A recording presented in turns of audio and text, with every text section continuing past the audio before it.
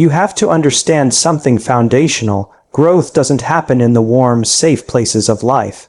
It doesn't happen when you're comfortable. It happens when you feel the pressure, the uncertainty, the fear, and you move anyway. You force yourself to take that step forward into the unknown, into the fire. That's where evolution begins. Not because it's easy, but because it's necessary. Most people spend their lives negotiating with discomfort. They say things like, "I'll start when it feels right," or "let me wait until I'm ready." But the truth is, waiting for readiness is just another form of resistance. Readiness is a lie. The mind will always try to talk you out of what's unfamiliar. It's wired to protect, not to transform, and yet, if you let it run the show, you'll never change, you'll stay stuck, you'll stay the same. This is why you must force yourself to take the first step. Even when every cell in your body says no. Even when the fear creeps up your spine and your mind floods with all the reasons why it won't work. That moment right there is the threshold, the line between the old self and the next version of you. And you don't cross that line with logic, you don't cross it with comfort, you cross it with force, with intention, with the kind of raw, self-inflicted demand that says, "Enough, I will not stay here." Because here's the truth, discomfort is not your enemy. Discomfort is your invitation. It is life handing you a doorway, and most people don't even knock, they back away. They numb themselves with distraction. They tell stories about why it's not their time. But if you're hearing this, it is your time. The discomfort is the signal. It means you're on the edge of something real. Let me say this differently. Growth isn't something that happens to you. Growth is something you claim . You decide you are done with the patterns, the behaviors, the excuses. You draw a line in the sand and declare, "I will step into the unknown and I will not flinch." And when you do that, when you move forward anyway, you create a ripple in the quantum field. You send a signal that says you are no longer available for the old reality. That signal, that shift in energy, starts rewriting your future. But you've got to stay there. Not just dip your toe in the fire and run. You've got to stand in it. You've got to feel the heat and breathe. Why? Because the longer you stay, the more the old circuits of fear and doubt begin to break down. And what rises in their place? Strength, clarity, vision. You become the person who can hold power, who can lead, who can impact. But only if you're willing to endure the fire that forges that identity. The body will protest. The mind will argue. It will scream for safety, it will beg for the familiar, and this is the crucial moment. Do you obey it or do you override it? The people who transform, truly transform, are the ones who override. They say, "I hear you, I know you're scared, but we're doing this anyway." That's when the real shift happens, because you've just proven to yourself that your future matters more than your fear. This is how you change your life, not by waiting, not by hoping, but by showing up to the moment that scares you and staying in it long enough to alchemize it. The world tells you to chase comfort, to find ease, but the soul isn't interested in ease. The soul is interested in expansion, and expansion demands effort, it demands presence, it demands that you break your addiction to who you've been. There's a version of you on the other side of that resistance who is powerful beyond measure. But you don't meet them by thinking about it. You meet them by doing what you've never done before. By choosing discomfort over distraction. Growth over safety, evolution over excuses. You force yourself into that moment not because you hate where you are, but because you know you're meant for more. So if your heart's pounding, if your stomach's tight, if everything in you is saying, "This is too much good," that's your sign. That means you're close. That means something real is about to break open. Stay with it. Lean in. Force yourself forward, even just one step.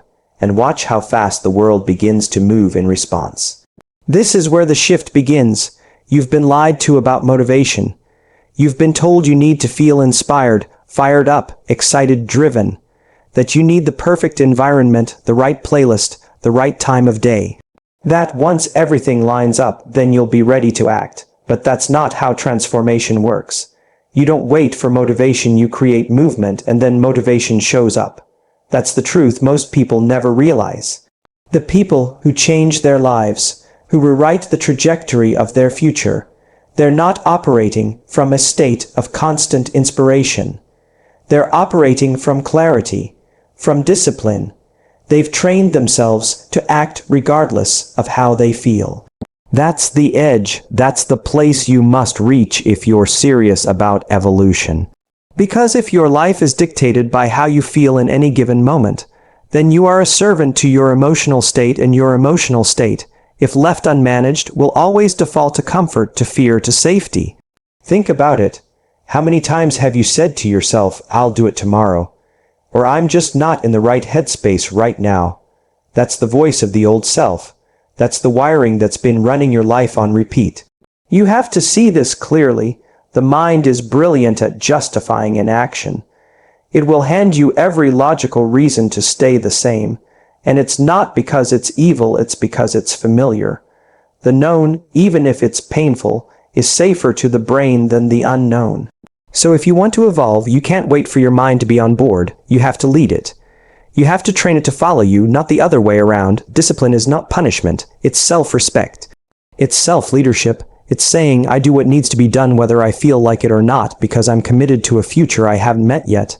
That kind of resolve, that fire, doesn't come from watching more motivational videos. It comes from waking up and showing up when no one's watching. It comes from honoring your word to yourself when it's inconvenient, when it's boring, when it's uncomfortable. That's when it matters most. Because let's be real, it's easy to be all in when it's fun, when energy is high and momentum is on your side. But what about the days when it feels heavy? What about the mornings when your body wants to stay in bed, when your thoughts are clouded with doubt, when your past is whispering in your ear that nothing will ever change? That's when discipline becomes divine. That's when showing up isn't just about habit, it's about identity. It's about proving to yourself that you are no longer who you were, that you've outgrown the excuses, the cycles, the stories. You're not waiting to feel different. You're deciding to be different right now, in this moment, because the gap between who you are and who you want to be is only closed by consistent action, not by wishing, not by journaling about your goals, but by doing the work again and again until your nervous system begins to trust the new story. Until your mind starts to realize we're not playing small anymore. This is where energy starts to shift. When you act out of discipline, you tell your body, your subconscious, your future, I am not available for the old patterns. You literally send new signals into the field energetically, chemically, biologically. Every time you override your resistance, you interrupt the old neural pathways and reinforce the new ones. You're rewiring your brain. You're reconditioning your body to a new mind. That's not just theory, that's physics. That's biology, that's transformation at the cellular level. But it requires that you stop negotiating with yourself. That you stop making every action dependent on your emotional state. Emotions are they're not commands. And if you can see that, if you can create just enough space between the feeling and the action, you become free. Free to choose the future, free to act anyway. Free to move even when it doesn't make sense to the old version of you. That's where power lies, not in the high of motivation, but in the still, quiet decision to show up no matter what. To live from commitment, not convenience, because commitment changes you. It hardens you in the best way, makes you unshakable. Makes you dangerous to your own mediocrity. And once you taste that, once you feel the momentum that discipline brings, you never want to go back. You begin to realize that the life you want, the version of you you keep dreaming about, is built not in flashes of inspiration, but in the grind of repeated intentional choices. So stop waiting to feel like it. Feelings follow action, you move first and the energy will meet you. There's something you need to understand: identity is not fixed. It's not this unchangeable structure you're born into, destined to carry forever. It's fluid. It's malleable, and most importantly, it's a choice. Every day, with every thought, every action, you are casting a vote for the kind of person you are becoming.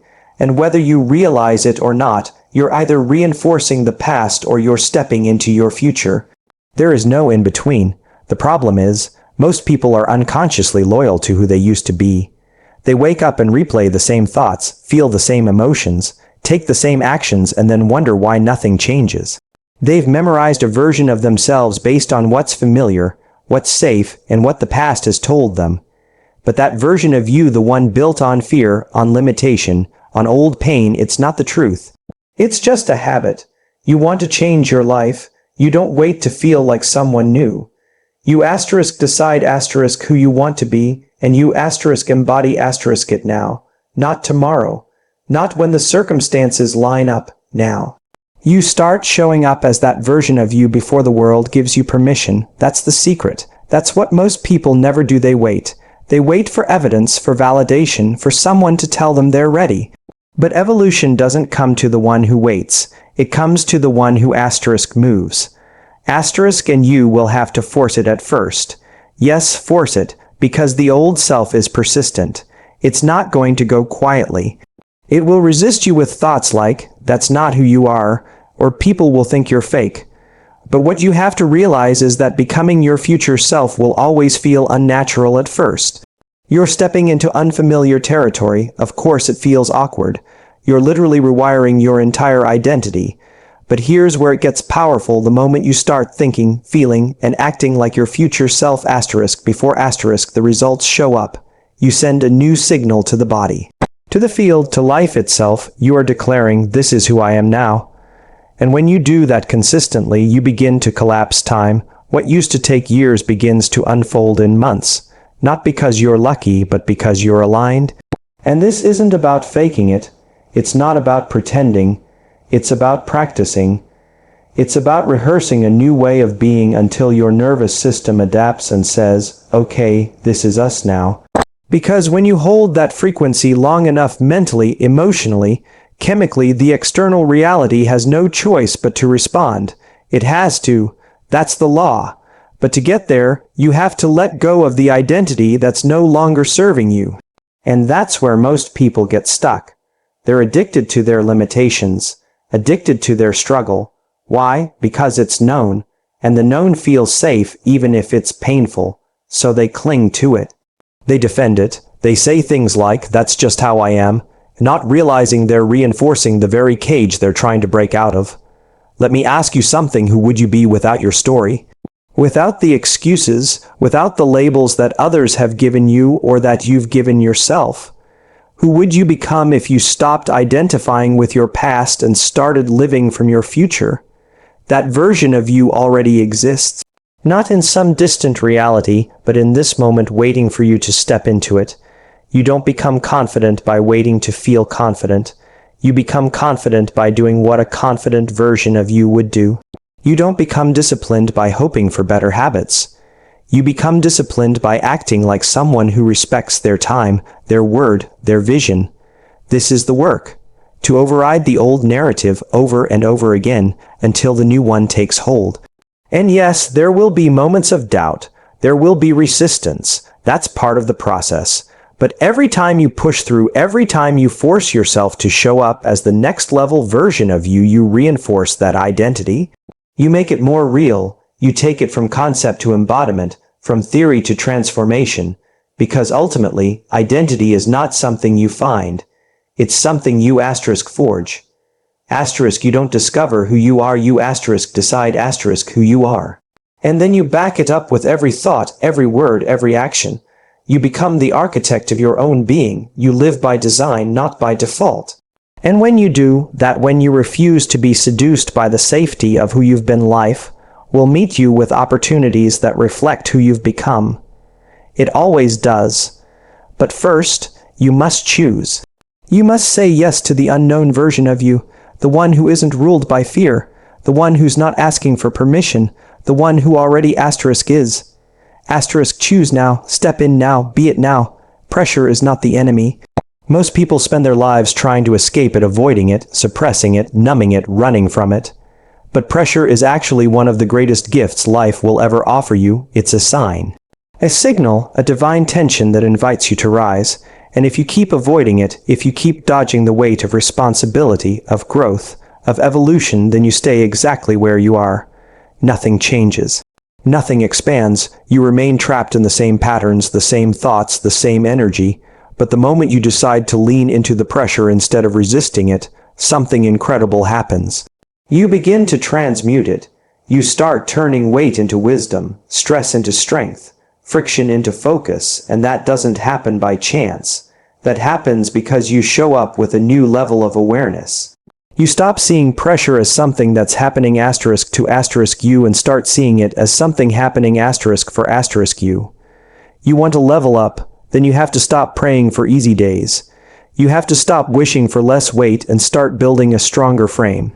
Because pressure isn't there to break you, it's there to reveal you, the real you, the version of you that's buried under layers of excuses, distractions, and fear. And the only way to meet that version is to stay present inside the fire. Not flinch, not fold, but breathe, stay awake, stay aware, and keep moving forward anyway. That's where transformation occurs. When your old wiring wants to shut down, when your body wants to escape, when your thoughts start spinning with doubt and you override it all with presence. With calm, with grounded action, because you've trained yourself to understand that pressure is just a signal that you're expanding beyond your current identity.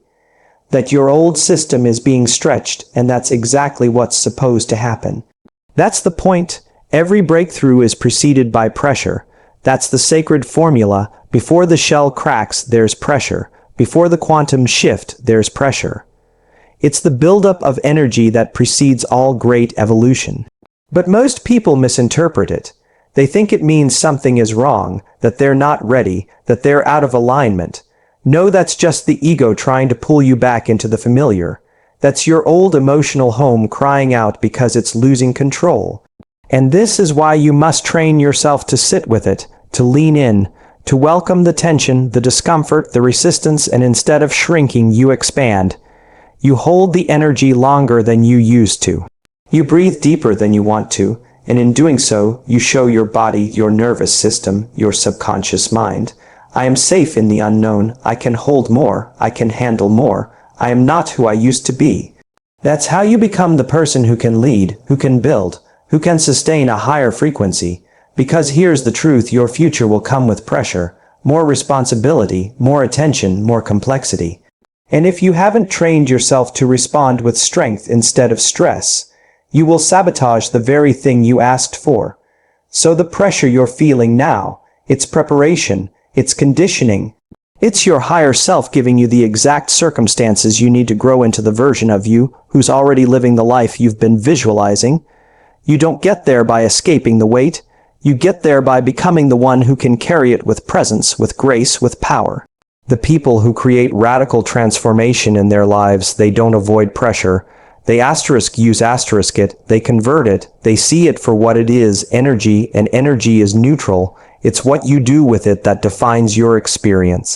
So the next time life squeezes you, the next time the walls feel like they're closing in, the next time the voice in your head says, "This is too much," pause, breathe, remind yourself that this is not a sign to quit. It's a sign to evolve. The pressure isn't asking you to collapse, it's asking you to rise. It's asking you to meet yourself at a higher level, to become a match for what you've been calling in. This is how you build the internal architecture to sustain greatness. Not by avoiding the weight, but by forging the capacity to hold it. By becoming so grounded, so clear, so intentional that no external pressure can shake your internal power. You become the eye of the storm. Calm, certain, unmoved, because when you master pressure, you unlock performance, you unlock creativity, you unlock flow. Not because things are easy, but because you've chosen to be powerful even when they're not. That's where the shift happens. That's where the next level begins, and it begins now.